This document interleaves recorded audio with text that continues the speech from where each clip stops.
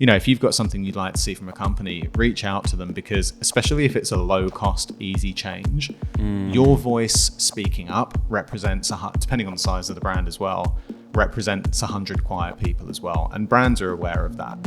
So it gets heard, and it's always worth doing.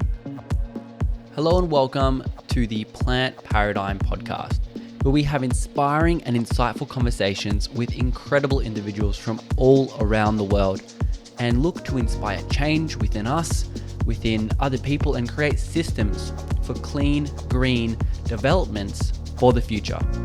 I'm your host, Tom Simak, a fellow plant eater and athlete who strives to optimize every living ecosystem. Passionate about looking after this beautiful floating rock we call home and all the lovely creatures that dwell among it. Today's guest is Tony Corrales, an entrepreneur and founder of NoSkin. Tony has worked with Peta in the past and has since taken his business skills into ethical entrepreneurship.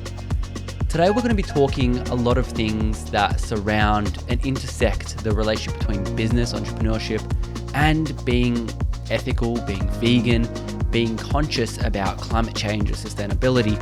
This is, I believe, a very productive episode and maybe asks more questions than answers. I think that this is one to strap on and feel like you are joining amongst the table with us two. That being said, enjoy this productive and insightful conversation between Tony and I, and I'll see you on the other side. Tony, hey, welcome to the pod. How are you going? I'm good, man. Nice to have you here. How you doing? Oh, very good. This is actually a really beautiful place. I love that you have plants. I'm not sure if it's a vegan thing where you just have like lots of plants everywhere. I think it's a vegan thing. I think it's a hipster thing. A little bit of both. But a little bit of both. This is a lot less than it was in the last place. Why? Why have you reduced your plants? Because there's quite a lot of green outside of the windows, which obviously anyone listening to this can't see. But yeah, it was getting a little bit excessive. We left a few behind, gave a few away. It's mainly my wife. She's a bit obsessed. Okay. That's fair enough. Well, anyone should be having plants in their house. It's absolutely beautiful. Sure. Today I was really excited to talk about all things like business, ethical, I guess moral compass kind of things. Yeah, great. We talk a lot about climate change on the show, environmentalism, sustainability. And when it comes to businesses, I tend to sometimes go on rants. Yep. Because I'm undecided on a lot of things regarding businesses, especially because we live in a capitalistic society. Yeah. And one of those things is like, what does the intersection between ethical and sustainability, where is that when it comes to business? Like, what is that middle line? What would you define as like a sustainable business model? Yeah, I mean, it's an interesting one, and it's funny because, a sustainable business model literally has two meanings. It's a sustainable as in the business can sustain itself and can keep going and keep operating, and it's sustainable as in the impact it has on the environment.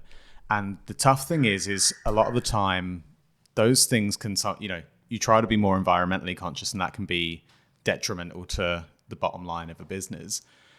So I think it's finding somewhere in between where, you can keep operating as a business, especially if you're a purpose-driven business, which is a lot of what I talk about, is businesses who actually care about what they're doing and they're trying to make a positive impact. It's finding that point where you can have positive impact, but you're not getting hindered by the fact that you're trying to do so. Because when you mean hindered, it's like affecting your profitability and the way you can pay your employees and stuff like that. Exactly. I mean, there are a lot of brands out there who are. Is that bird? No, that bird is beautiful. We've got a partner there. And, everyone loves nature. We can't. We talk about wanting to instill nature in part of the world and where we are. We can't be blaming birds coming in and making a little sound. It's lovely. True. Cool. Look, I think. There's a lot of businesses out there who are trying to do really good things. And take Patagonia, for example. They get talked about a lot. Yeah. And, Did you hear that they got donated to yeah. it? Oh, it's so cool. Exactly. And they do a lot like that. But to get to that point and to get the size they are and to be able to have the impact they've had, they wouldn't have done everything at every step of every choice 100% perfectly, because it just wouldn't have been sustainable for them. What do you mean? Like, what choices do you think they would have made that aren't perfect? What do they look like? Well, take into account something like manufacturing. Yeah. Let's say Patagonia are manufacturing jackets. Now, taking this, and this is a perception of mine. I'm not speaking for them. I don't, unfortunately, I don't know the full ins and outs of their business, but they have down in their jackets. So from my perspective, I don't agree with that. I don't want them to use an animal product in their clothing. But the mass market, especially 10 years ago, would have seen the only way that they can have a jacket that's quality enough or is performant enough for them is to have down in it. So for Patagonia to get to the size that they are now, where a lot of people would agree they've had a very good impact, people are going to be buying product regardless. And at least Patagonia are doing something very good and showing themselves to be genuinely ethical at a lot of steps of the way. Yeah. Now, if they'd said, we don't offer down because we don't agree with that, would they have been able to elevate to the point they're at now and actually make such a great impact? Or would have people have been like, well, I'm going to go and buy from the North Face because they do down. I don't care about all the other good stuff you do, Patagonia. You haven't got the product I want. So for them, on their moral compass, that was a compromise they were willing to make. Now, me and my business, that's not a compromise I'd be willing to make, because first and foremost, our North Star, our thing we do is we don't use any animal products. We're a vegan company. Now, in our footwear, we do use, and I'll kind of put myself into a line of questioning here, but we do use microfiber polyurethane for our footwear, which is not a particularly environmentally friendly material. It's still what is microfiber polyurethane? That's an oil derived, petroleum derived material. Effectively, and I hate it's because it makes it sound cheaper and not as effective. It is a plastic in a sense, like it's a exactly as you say, it's an oil derived material. It's extremely performant for footwear, and as a vegan boot alternative material, it's the best that there is at the moment in terms of durability and performance, an actual construction, and also the price in which we can make it for. So what is the alternative that isn't vegan? I've heard it's like beetle juice, or like I've heard these different things, but what is actually the thing because I heard it's in like Converses, and what is the material that's animal derived? Well, it depends. So in our case, when we're talking boots and things, it would just be the leather. So we're not using leathers. I mean, if you go into things like, for example, we do a sneaker, which is a Converse-esque sort of sneaker.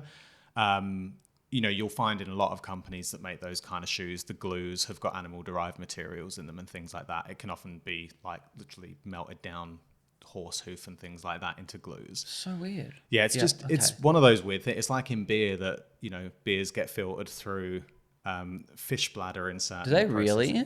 Yeah, I heard like wines have like some eggshell filtering or something. Yeah. Some wines do. And there's a lot less of this now. Yeah, like I think if you take a beer like I think Foster's, at least in the UK, Israel, like Foster's wouldn't be classed as a vegetarian beer because of that because of that reasoning. Okay. Yep. Anyway, complete tangent, but point being in there is that going back to the Patagonia example is they made. Now, that might have been no ethical compromise for them at all. They might have been like, well, we don't care. We're going to use down. That's not even on our moral compass. It's not on our ethical radar. But I'm sure within the company, they're like, is that something we want to use? Or they might have been like, hey, from our perspective, using down is totally better than using a synthetic material or a synthetic alternative. So they'll make those decisions along the way. But point being is there will have been decisions along the way where they have to go, do we manufacture in China, for example, which a lot of Patagonia stuff is done with, where yes, they may have factories that they've got the right certifications and the right things like that, but there are still some gray areas or still some sort of dark spots in knowing what's happening in Chinese manufacturing, or do we make everything in the US? The reality is it's so much more expensive to do it in the US, or at least it would have been, especially with Patagonia in their time of growing. So making those decisions allows them to grow and grow as a business until they get to a point that they're now in a position to have some like really positive and massive impact. But if you stifle businesses when they're in their early stages and come to hey mate, and come to and really try and shoot down, I understand that people will come to us and question us about using microfiber for our footwear. And the reality is we're starting at the moment prototyping and experimenting with Mirum, which is a plant-based leather that looks to be as performant, as durable, way more environmentally friendly. Yeah. But at the moment, it's super expensive. So we're playing with that. We're trying it out. But, you know, do people want to buy a boot for $300 from us, which is still quite expensive, or do they want it to be $450 because it's a massive extension of the cost to use this other material? It's like we have to grow with what's available, and people have to have patience as we find that, knowing that, you know, take Doc Martens, for example, who make a vegan boot. They're using a microfiber material, same as us. Do they care about trying to use Mirum? Do they care that microfiber is not the most environmentally friendly option? Whereas, you know, we're really actively trying to get to that point. So support brands in their early stages, even if it doesn't look perfect, so that they can get to that point of making greater impact down the line. Do you think brands then have a responsibility to be fully transparent in saying, we are striving to be sustainable, this is where we're not perfect and this is our future or our vision? Or should brands have then the ability or the ethical ability to say, we are sustainable? Like that, you know what I mean? Do they say they're on the journey or they're at the destination? I think it's a really good question, and I like the transparency around it is a really interesting point. It's kind of twofold. I think, yes, transparency is good, or not so much like, hey, the company, it's your obligation to do this. I'd say I really don't often like to say that things fall onto the consumer rather than the company. I think the company has a responsibility. But I think Can I zoom in on that for a second? Yeah. Why? Because at the end of the day, if you're a company and you're providing a product or a service, you are in a capitalist marketplace where you've got competitors. And that's a good thing, because it means that you have to come up to the table and you have to change what you're doing. It is the responsibility of the company to read the market and understand what the market wants, and then, you know, meet their needs. So, and in a lot of cases, you know, that's the way, and that's come through. If you take coffee, for example, now a lot of people might not like Starbucks, they want an independent. But in a way there, what happened is coffee before Starbucks was a couple of dollars. You know, it's a local and I'm coming from England, so I've got that in my head, like a greasy spoon cafe that's doing like beans on toast and a cup of coffee. Yep. It's probably instant coffee half the time. If you're like passing by there and going through a cafe, you're probably getting a like scoop of Nescafe and some hot water. And then Starbucks comes along and, you know, has this massive monolith organization and changes coffee culture, because it had the vision, it had the funding, and it had, you know, effectively over time, the global influence to completely change coffee culture. So you've then got now, when you walk down a Melbourne high street, some of the best coffee in the world, but that's because Starbucks made other companies say, well, now we've got a responsibility to up our game. If we want to compete in this market and Starbucks are over here offering this, we need to offer something to the market. And that's where the company is taking the onus of responsibility. Like a cup of coffee from Starbucks, you know, let's say it costs $6-7, quite expensive if you go to a Starbucks compared to somewhere else. But they've done everything within their branding and their marketing to make people want that. Like, you can make a cup of coffee for 20 cents at home, but people, especially, and again, like when that took over and it's not as big in Melbourne, but walking around London, everyone's got to get their cup of Starbucks and put it on their desk at work, because they built that culture, they built that brand. What's that word I'm trying to think of? I'm totally blanking right now. It's like why people buy Gucci. It's a status symbol. Status symbol, that's right. Exactly. So Starbucks turned coffee culture into a game of status, not just here's my caffeine fix and a cup of coffee. And that completely transformed an industry. But it is the responsibility of the local cafe next door to see what the market is now demanding and meet that demand. Now, sometimes what the responsibility of the company is to do then is to see the counterculture. And that's what happens a lot as well. It's like, well, hey, if Starbucks are charging $6-7 for like this glamorous coffee where it's like a venti double mocha syrup, you think like this and that. We do black coffee and it's $3. There's a market. Like they've taken the responsibility to find the counterculture, but that falls on them. The consumer wants what they want. The company has to adopt that. And so with the counterculture, I find that's a very interesting point. So I feel like, and this is my perspective, it has almost become a status symbol to be sustainable and environmental friendly. So will there be, or is there, a counterculture that says we are unsustainable? Yeah, interesting. I hope not. There is like climate deniers, right? There's the culture of it. I would say at this stage, it's cool to be a climate activist, or it's cool to care about that stuff. But there is a opposite where people think, screw the man, screw what the populace thinks. It's the opposite. So I wonder if that can be transmitted to like ethical business models that say,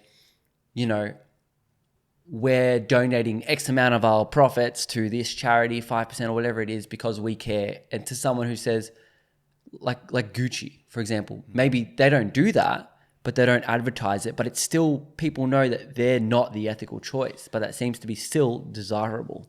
Yeah, it's a weird one, because I can almost see that happening, and we do see it sometimes more in with vegan culture and vegan product. So, and thinking of food is like, you might see a meme of it, or someone thinking it's funny that they've got a butcher's or something, and it's, they might put, like the anti-vegan butcher or whatever, They'd be more creative than I was in that case. But at least I'd hope so. Yeah. But, they're actually making a point of demonizing this like evolution and revolution really in the way that people are looking to their food to appeal to those people who are, the traditionalist who are, really putting down the whole vegan movement as well. So at the moment, veganism is still the counterculture. But every time I think that you see someone doing that, it's almost like, and every time you see that Facebook comment of, oh yeah, but bacon or something ridiculous to that extent, is actually to me an example of now veganism rising and a counterculture emerging where people feel the need to stand against it, which actually shows massive progress. If you weren't making impact, people wouldn't feel the need to develop a counterculture.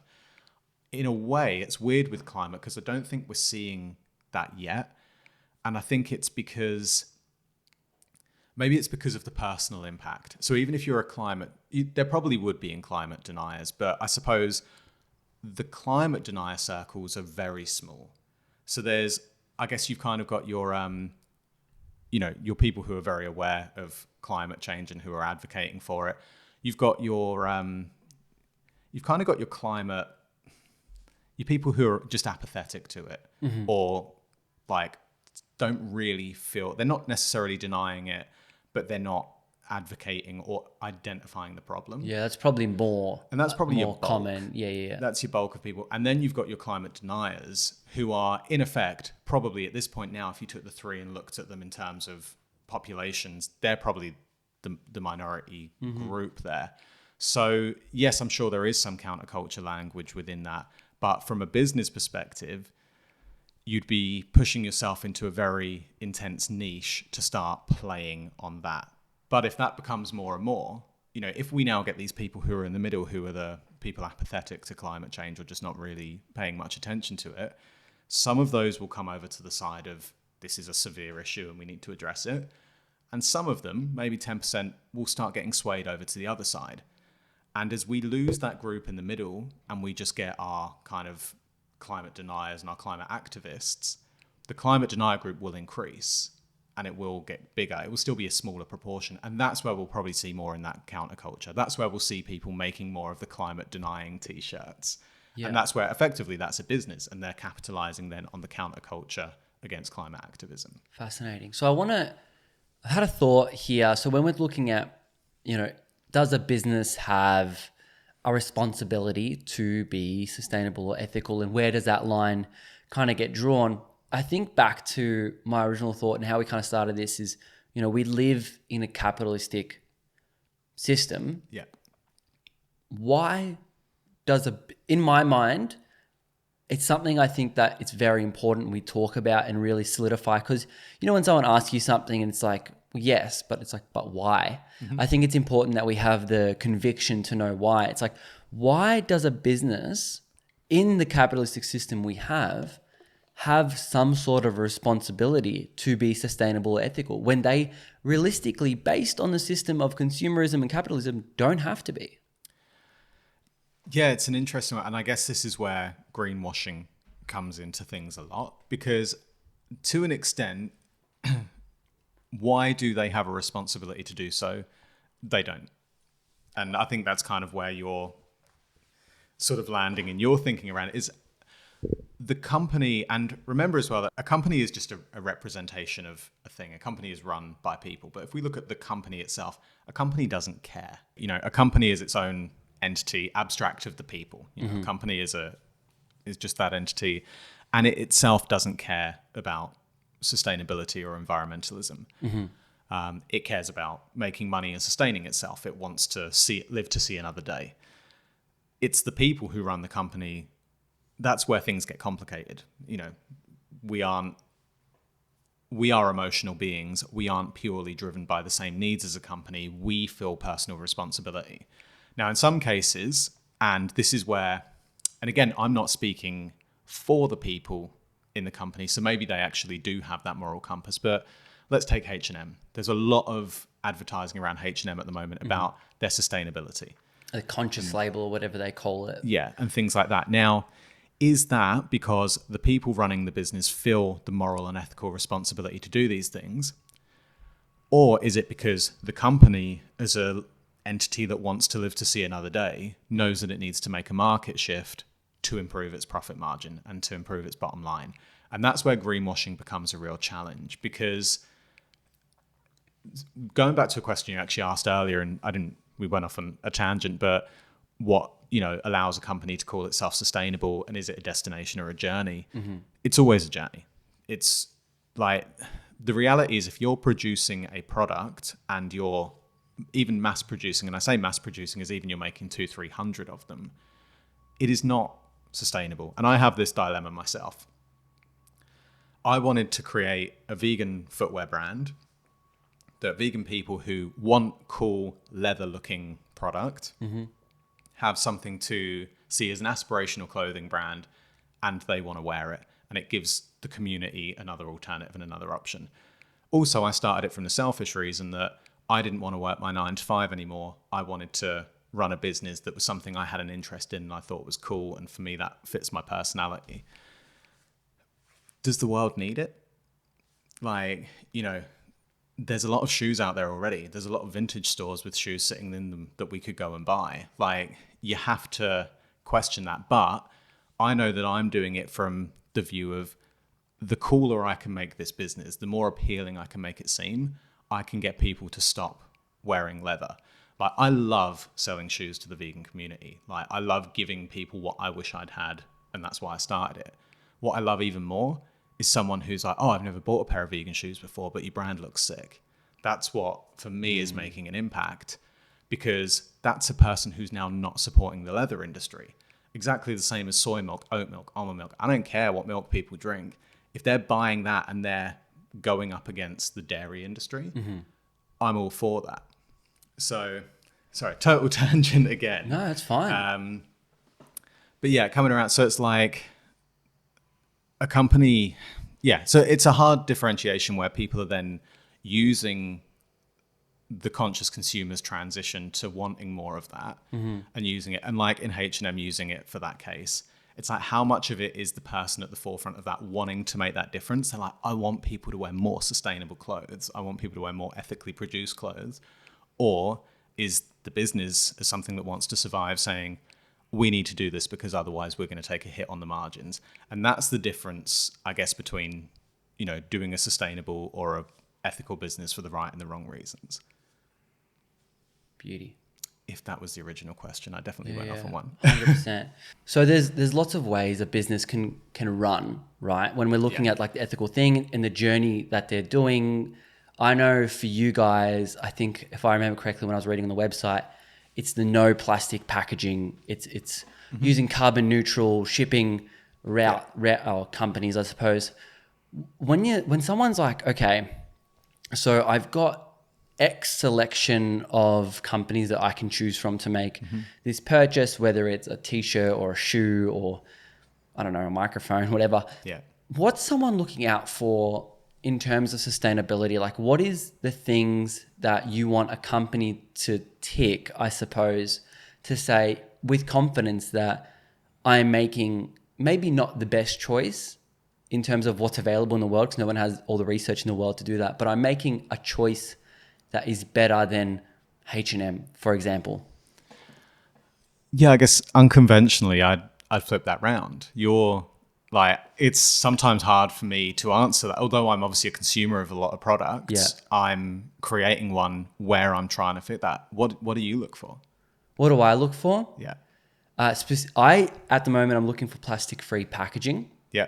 That's the biggest thing. And, to go on a side rant, I had a brand reach out to me and they said, we want to send you some products. And I'm like, no, thanks. Like, I'm good. The products look cool. I personally wouldn't use them. But they're like, oh no, no obligation to post or anything. We just want to send you some products. I'm like, whatever. I'll give them to my fiance or my mom or whatever. They can try it out. And I got this packaging from this like eco healthy brand, and I open it up and I kid you not, just packing peanuts everywhere. And I'm like, who in the world is still using packing peanuts when you can get shredded newspapers for a fraction of the cost? Yeah. And it's recycling and it's an ethical thing. So that's the first thing I look for. Mm-hmm. The second thing I look for, price is way, way down on the line. So I make that conscious choice that if I want to make a sustainable purchase, I'm aware that I might have to spend a bit more money. Yeah. And it's like you said, Doc Martens might be cheaper than that shoe, might be more, but you're making that conscious decision. Like this works with my values. Mm-hmm. So I'm going to put my values over the price I'm willing to pay. Yeah. So that's a driver. Look, vegan is probably on par with the plastic-free packaging. Obviously not purchasing anything that's got animal derivatives or anything of that nature, be it leather or milk or whatever that may be. The one of the last things I look at is like what you offer, like the carbon neutral shipping. I look at that, but I'm also conscious that not a lot of brands have access to that at the moment. And I'm not in the business world. I don't know how many brands actually could implement that for not too much harm on their bottom line. Like I always rant on cafes not offering biodegradable or compostable cups because I know that to their bottom line, it's only an extra 2 cents per cup. So it's not going to kill them. Yeah. And I know that for a fact because I knew someone in the cup industry, I suppose, that sold that. So I knew the profit margins and how it could impact. I don't know how carbon neutral shipping impacts a company's profit margin. But I don't even know how much plastic-free packaging impacts a company's bottom margin. But I probably wouldn't make a purchase if I knew that it includes plastic packaging. I'd get it in person. And even when you get it in person, it's getting to that warehouse or that spot in plastic. So I know there's no avoiding that. But if a company has that, that puts them way above the line for me. But I think the biggest two to kind of sum this thought up is plastic-free packaging, and it's got to be vegan. Yeah. See, it's super interesting. And look, this is carbon neutral shipping is that we use Sendle, which is a courier company.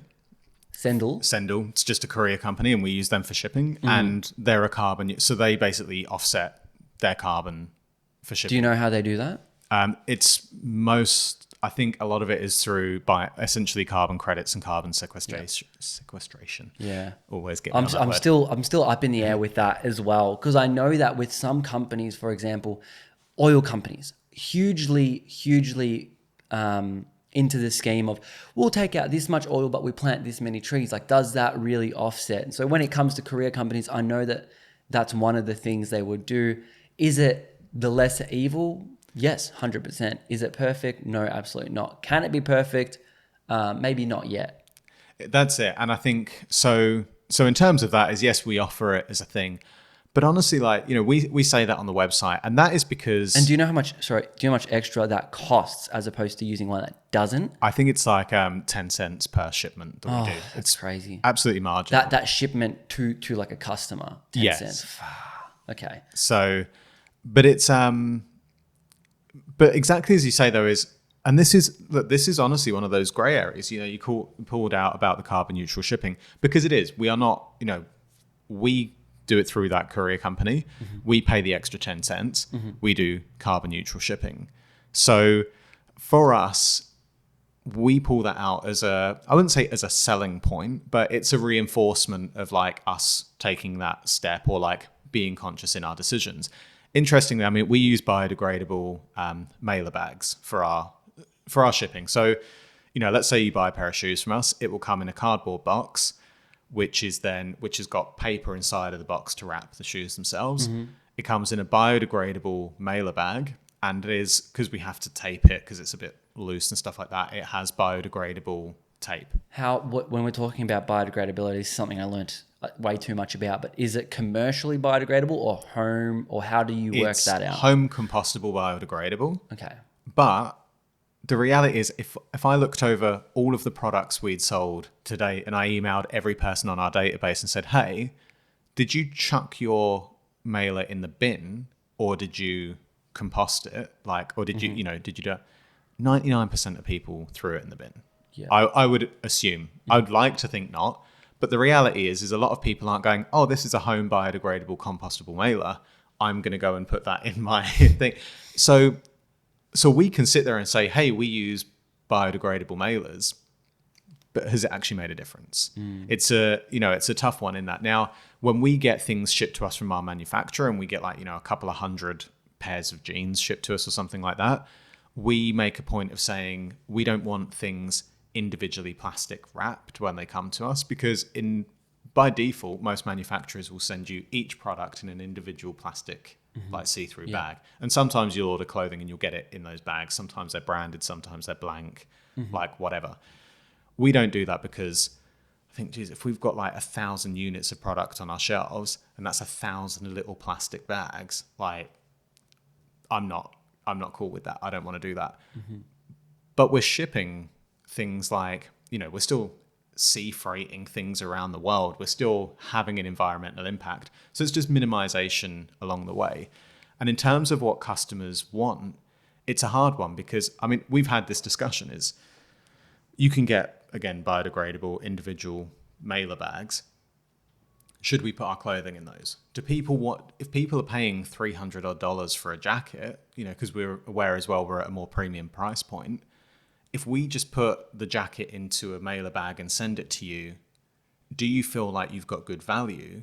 Or if we sent it to you then in a branded internal mailer bag and it had a sticker and a couple of and other things as well, which are effectively going in the bin, and it had more tags on it, and it had one of those nice tags on it that's got the plastic sheen over the top of it, so that you're oh, I've just bought this jacket, this feels premium, I'm justified in my purchase. Where do you draw the line? Because for some people, they're man, this just arrived in a bag, and versus some people would open it with all the bells and whistles and be what a wasteful way to send me my packaging with all the packing peanuts.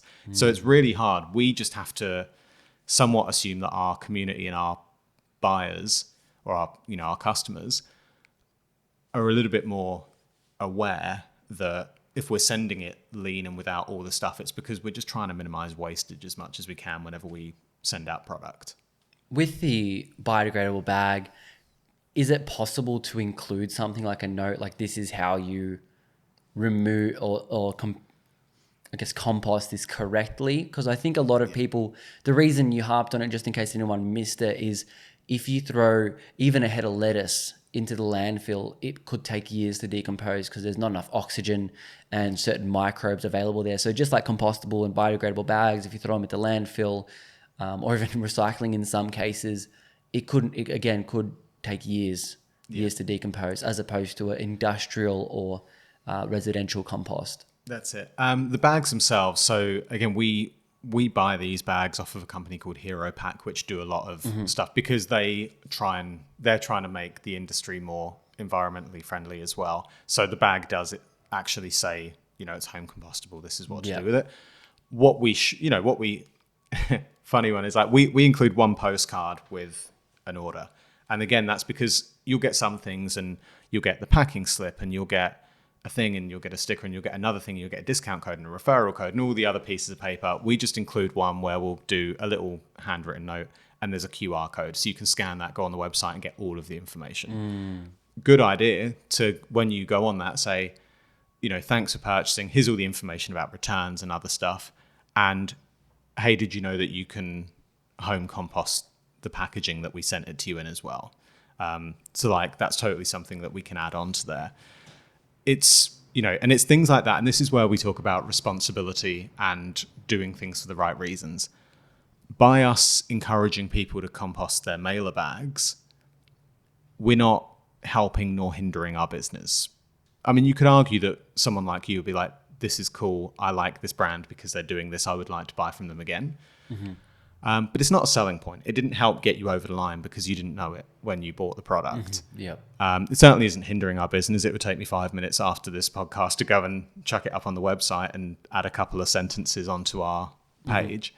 But that is something to be done because, hey, if that means that just a couple of extra people actually take the right steps to compost the mailer bags and they don't end up floating around in the ocean or like flying around and ending up in landfill, great. So that's like, it's a very small but a positive, thing that we can do. And how much are we talking in terms of difference of price is like a biodegradable or compostable mailer bag compared to like petroleum-based plastics?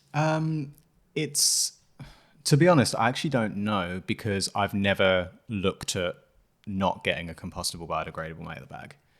That was like, because it wasn't in question. What a funny it wasn't a cost frame. decision. Yeah, that's a cool perspective because usually it's like we wanted to make more sustainable choices, so then we switched to X. Yeah, like that's not how. And look, this is the thing with a lot of, and I guess we're actually focusing on, the mailer bags. Yeah. So like you can insert your ad here for Hero Pack mailer bags because they're great. But it's a more to the point thing is the clothing itself. So the clothing that we make, we don't say it's sustainable. To be fair, you'd probably find somewhere on our website that says we make sustainable clothing. But to be honest, that's probably just because it's been there a while. We're actually very cautious about claiming to be sustainable because going back to what you're saying earlier, where's that line? How do you actually define that? It's not a clearly definable trait. Like our Patagonia is sustainable. You can say they're more sustainable than H&M, and I'm sure there's lots of evidence to prove that point. But can you call them flat out sustainable? That totally depends. It's subjective. What do you think businesses should use instead? Like we have these sustainability traits. What kind of wording would you suggest? I think environmentally conscious. I always think conscious is to me a great word because it actually does stand for a lot. But at the same time, it's a little bit of a, not a get out, but it's an acknowledgement that you're conscious of it, but you're not perfect. So as a brand, we are environmentally conscious. We are not sustainable. There's very little that is truly sustainable. And if you looked at the definition of fully sustainable, it would be more around something that, by creating it or by taking it, something else can take its place. You're not taking without giving back. Mm-hmm. Now, so in our clothing, our environmentally conscious clothing, we would say, we use hemp materials, we use organic cotton, we use recycled materials. So we've got a bomber jacket, for example. Really cool piece. It's like our kind of statement piece in the range at the moment. People love it. It's great. We're really proud of it. Now it's the collar of it. It's kind of got a leather look collar, and that's made from cactus leather. And that's like a real shout out, especially for people who are vegan. It's like, oh, it's cool. It's cactus leather. That is like a more progressive material. It's got a really good leather vibe. Like that's great. That's a selling point of it. The rest of the jacket is 100% recycled materials. So the shell of...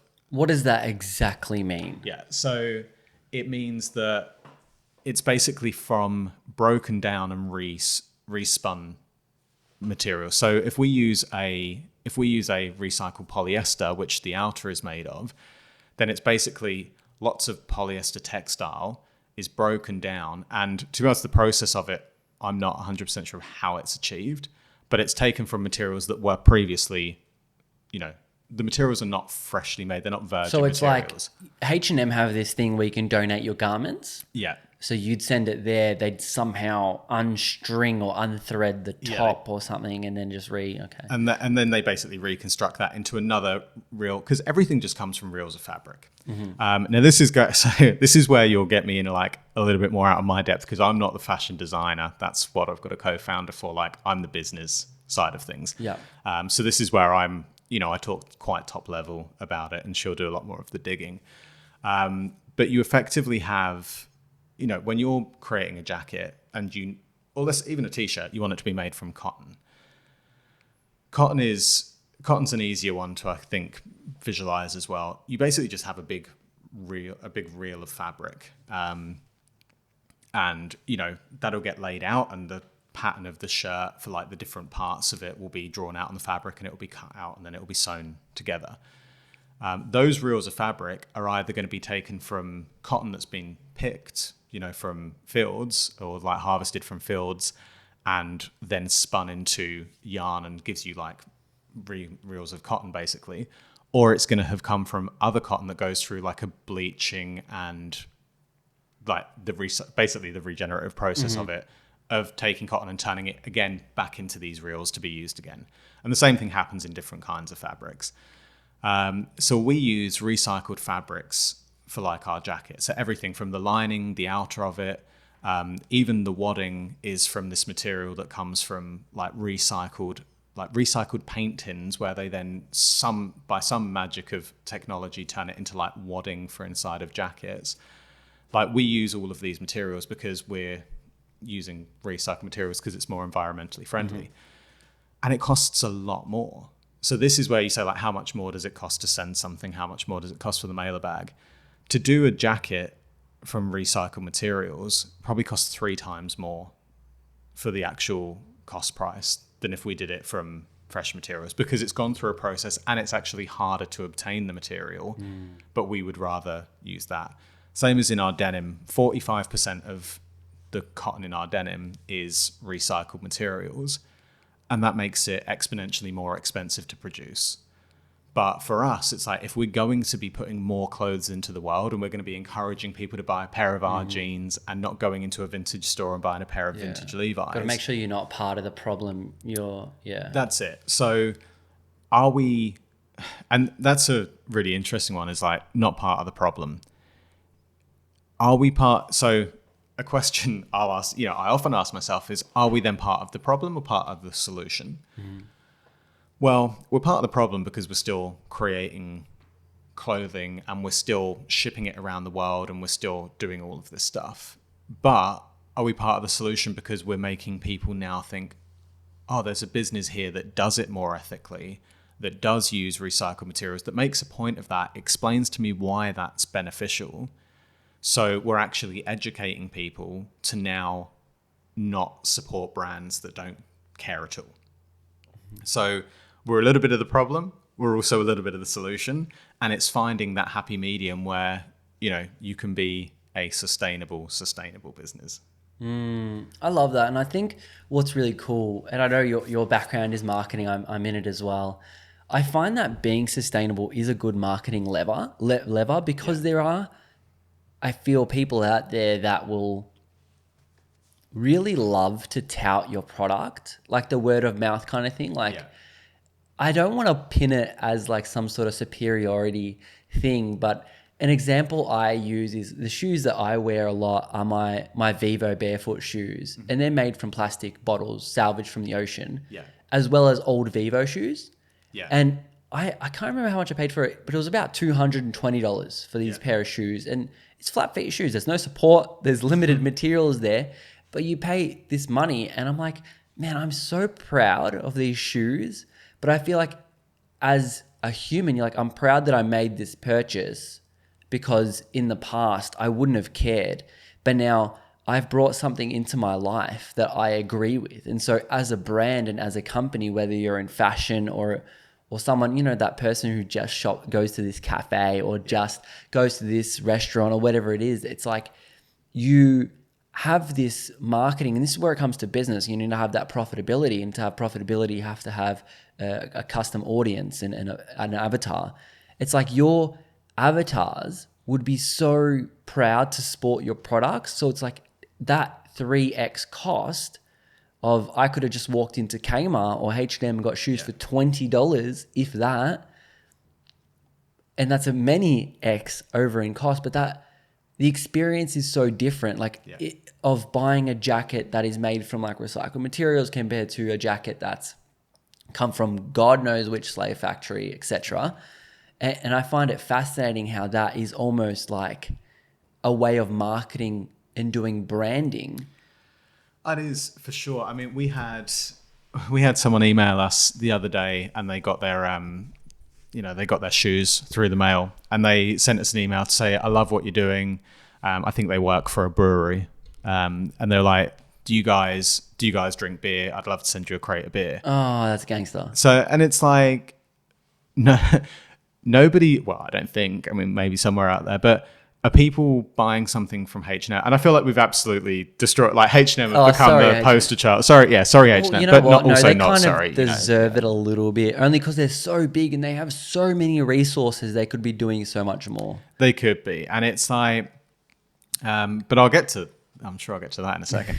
But like, this guy selling us beers is because he respects what we're doing, and that is, that is so awesome for us to get that as well, because to me, that's like, people buying our product reinforces that we did find a market. We did find a gap in the market, and we are able to scale and produce a brand and produce a product. And that's a terrifying thing to like, put all of your savings into and bootstrap and quit your job for. So it's great when people buy stuff. Please buy stuff. Go on the website, noskin.co. I'm going to leave that in there, just you can only do it the one time. Yeah, okay. Thanks. But for someone to come along and, say, "Oh, I'd like to send you guys a slab of beer." Yeah. It's like, oh, you get it. Like the person I saw, or like you say about customer avatar, obviously we did some market research. We did do that stage, but I'm the customer avatar. And that was the whole point, is I'm missing something that I want, and I'm going to produce that because I'm pretty sure there's other people who feel that way as well. Sometimes that's a really risky way to start a business. Sometimes that's the absolute best way to start it. But someone being like, "I'm stoked that you're doing this for like the vegan community, and I really love your product. I'd like to send you guys some beers." It's like, I was right. There are other people. He gets it. Like, for someone to value what you're doing in that way, that they want to reciprocate, not just by buying from you, but then give you something on top of that. That reinforces that it's like, you get it. You get why we're here. And we have served that. We've served more than the need of providing a product to someone who needs a product. We've provided that space in the culture and the community for someone like to have that. So that's really, I think that's the point of difference as well in what you can achieve. We're never going to make the kind of money that H&M make. I mean, we're not going to make, in our lifetime as a brand, I would expect the money that H&M probably make in an hour. But like, very true.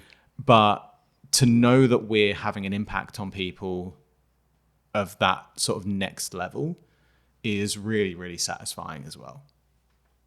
Do you have any thoughts to someone who is considering, I don't know, maybe do you have some thoughts overall? So we've talked quite a lot about a lot of things over the course of the last 50 minutes or so. Is there any high level things that you've been thinking about over the past, I think it's been like a year and a half since NoSkin was originally, I guess, a thought bubble. Yeah. What have you learned that's like a huge lesson maybe for someone looking to create their idea and make it as ethical and sustainable as possible? I think in a way it's keep it simple. Keep it simple, stupid, kiss. That's it. Keep it simple, stupid. Like, keeping it simple is really important, because when you're creating anything, especially a product, and you're starting off as well, put it this way, is one of the most dangerous things you can do is ask your community what they want, or ask your customers what they want. obviously it seems like a great thing to do is, hey, we're looking at designing new products. What do you want? But people come along and they'll give you 50 different answers.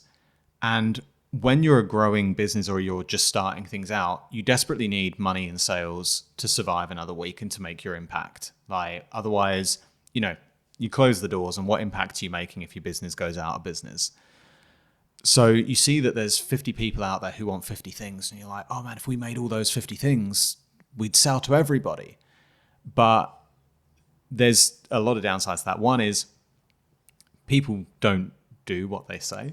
What is it? I think it's people don't say what they think, they don't do what they say. So you end up in the situation where, they've asked for these things, but they don't actually want them anyway.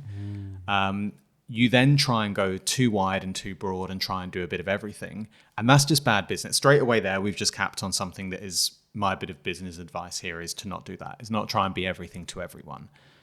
Now, if you're doing an ethical and sustainable business, take that point and double it, because now what happens is you're putting in, more manufacturing, you're putting in more shipping, you're putting in more creation, you're getting more stock on the shelves and things like that may not work and may not move, and you need to do something with that. The worst thing for a sustainable fashion brand or a sustainable product brand, or a brand who are trying to be environmentally conscious, is to be left with stuff on the shelves. Like, what good is it if we used a home compostable mailer and carbon neutral shipping, if we made X number of products and then at the end of it, the business shuts down and we've still got 200 of them sitting on the shelf, and we have to now figure out what to do with that and realistically put that into either textile waste or into landfill or something like that. You've completely undone all of the good.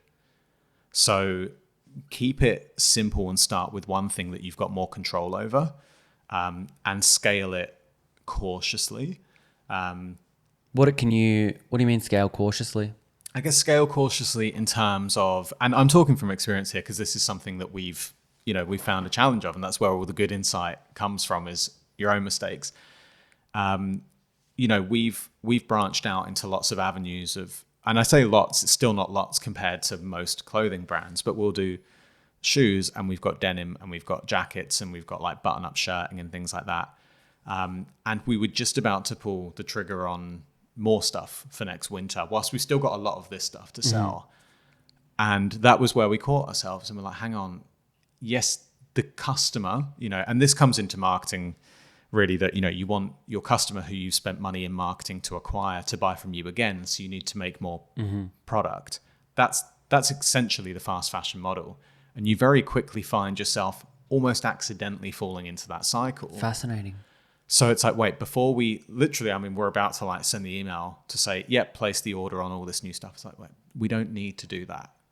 The whole point here is we can actually sell less things and target it more to our audience. We don't need to just now this. It's that attention and focus being lost. The spring sale starts, winter clearance. And man, and that is the thing we always said, our brand is for a lifetime, not a season. We don't release seasonal products. And that was all good and well when we weren't making any money. As soon as you start making some money, and as soon as you then increase your overheads and you increase your financial responsibilities, when you start seeing things drop down and you need to find ways to sell more, basically, you start falling into, and I say they're traps, they're not traps, they're things that work. It's why the fashion industry operates in the way it does, is because it works. It's how these businesses grow and make money. So it's like now, it's finding that line of, where do we just go, all right, well, this is how it works, this is how we have to do it, versus sticking to your guns.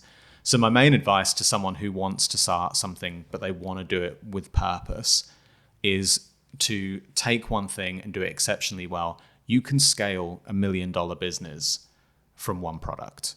And in fact, that is the way that you should scale $1 million business. And I used to think, is that really possible in fashion though, because of these cycles? Doc Martens have been selling that one boot for 60 years. It's possible. Yep. They've got like a $1.6 billion valuation. You can make $1 million off of one product. And then you don't overextend yourself. You don't overextend the market. You don't overextend your environmental impact. Keep it simple. Beautiful. What a lovely way to round out this conversation. Thank you so much, Tony, for coming on and sharing your wisdom.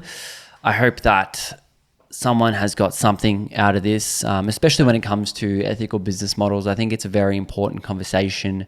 And the one thing that makes me think of this conversation is also important to really vote with your dollar. It's really important that companies know what we want as consumers.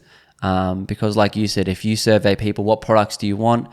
You could also survey them what features, not features aren't the words, but like what things should we do more as a company, and just message companies and say, why aren't you donating more of your profits to charity? Why don't you have carbon neutral shipping? It's like what I do with cafes and restaurants. If I know they don't have a vegan option, I'm going to message them, hey, what vegan options do you have? It's just the little things to know that, hey, we as consumers have an expectation of you to make sure that this world that we're living in can last a little bit longer, or us as a race can last a bit longer on this planet. Absolutely. And the same applies, just to close out, the same applies in lots of ways of being more progressive and taking things forward. And it does get listened to. I think this is exactly the point, is contact people. We are a unisex clothing brand. And we had a thing on our site that was like, these jeans are suitable for men and women. And somebody wrote to us and said, you're doing a great thing by being a unisex brand. Mm-hmm. But, if you just didn't use the phrase for men and women, then you would be completely inclusive there. And I was like, oh, what an obvious point. Like, if I just said these clothes are suitable for everyone, then I've not excluded anybody from that statement. Mm-hmm. So I jumped straight on the website and changed that. And, for a lot of people, they'll be listening and think, oh, did someone really pick up on that? Did someone really notice that? Someone did, and enough to message us, which means that there were 30 or 50 or 100 people who also noticed that and didn't think to message us. Mm. One person took the initiative and they sent the message. And, we made a tiny improvement in the way that we speak on our website and the way that we include more people into our brand, which is good for business anyway. It's pretty much someone else doing the job of managing the website. Exactly. So that's it, is if you've got something you'd like to see from a company, reach out to them, because especially if it's a low cost, easy change, your voice speaking up represents, depending on the size of the brand as well, represents 100 quiet people as well. And brands are aware of that. So it gets heard, and it's always worth doing. You had to leave a little bit of more extra wisdom before we finish up the episode, didn't you? Well, you set me up for that one. So I did. You're welcome. Look, thank you again, Tony, and thank you for everyone listening, and I will see you next time. Yeah, thank you very much, mate. Hi there. Welcome to the end of the episode. Thank you again, Tony, for coming on and sharing your wisdom. For anyone who wants to reach out to him, I'll leave all the links to do so in the show notes below. The best way to help out and share the good plant-based message that we're providing here is by sharing this episode and conversation with a friend, family member, and colleague. And if you have an extra minute or two, leaving a 5-star review goes a really long way. With all that being said, that is all for the episode. I'll see you all on next week's conversation. Stay happy, eat plants. Peace.